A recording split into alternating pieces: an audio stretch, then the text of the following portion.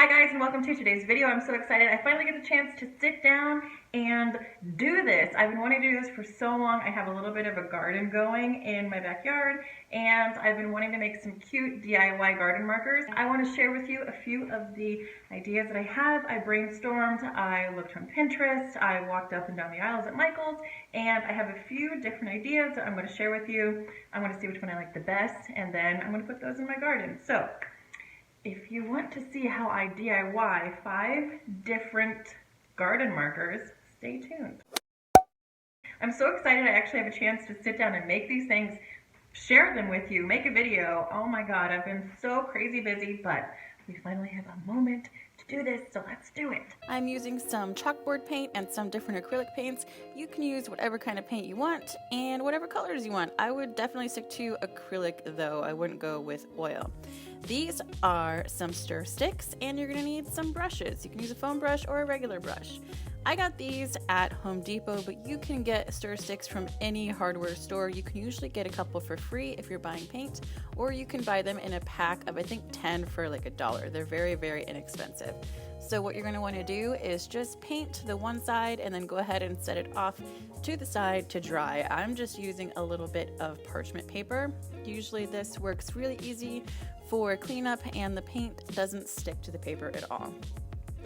I used chalkboard paint. This red paint is just regular basics acrylic, and then the blue paint was a higher end artist acrylic paint, and I think in the end I actually ended up liking the chalkboard paint the best because it gave a matte finish, and you don't necessarily have to use chalk on it. You can use a paint pen, which you will see here in just a little bit. Now once those dry, you're going to want to go back in and paint the other sides and let those dry again, and then we're ready to go with writing on whatever you're growing in the garden. So this is what chalk looks like on the chalkboard painted sticks. If you're growing things indoors, this is perfect. But if you are going to have a garden outside, I would definitely not do chalk because the rain is going to wash the chalk away and then you're gonna not know what you're growing in your garden. So you can use a paint pen. This is a Sharpie paint pen and it works wonders on top of paint. I love it. I think it looks so great. And here they are in the garden. I'm so excited, you guys. It's looking so good. On to the next one. Here are some sticks. You can use skewers, you can use little party sticks, and also you're gonna need some duct tape. This is the Gorilla brand duct tape. I love it, but just don't set it in sawdust like I did. Okay, so get a little strip of your duct tape, whatever brand you want to use, and then center your stick right in the middle. Make sure it's straight up and down. And then flop over one side of the tape to the other side and stick it together. It's okay if it gets stuck together at the very end because we're going to be cutting it off. Just try to line up the edges. If it's not perfect, don't worry about it. It's going to be waterproof.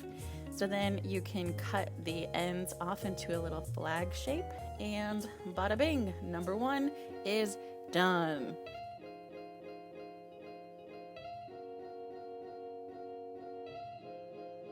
Then I'm using my Sharpie paint marker again to write right on the duct tape. And there you have it. In the garden they go. Now for the next one, I found these little wooden rectangles. They had a whole bunch of different shapes, and I'm going to go ahead and paint them with the same paint that I already have out, but you can use different shapes. They had the rectangles that I'm using, they have ovals, they have a whole bunch of different ones. So if you want to get creative, I think the bird ones look really cute. Just go ahead and give these a coat, let those dry, and then you can go on top with your paint pen or chalk, whatever you prefer. I found these black popsicle sticks at Michael's, and I will be using my E6000 glue to glue on the little top rectangles that we just painted. Let those dry, and then as soon as those are dry, they're ready to pop right into your garden.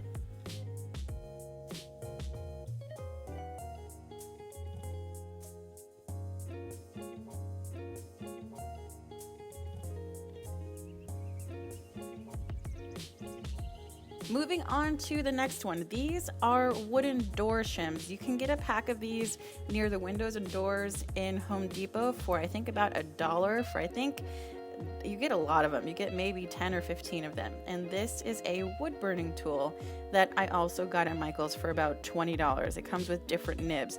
This is kind of difficult to use and I'm definitely not the best at it. So if you are going to use this, practice a little bit if you want. But just keep in mind it is burning the wood. So be very, very careful that you don't burn your hands.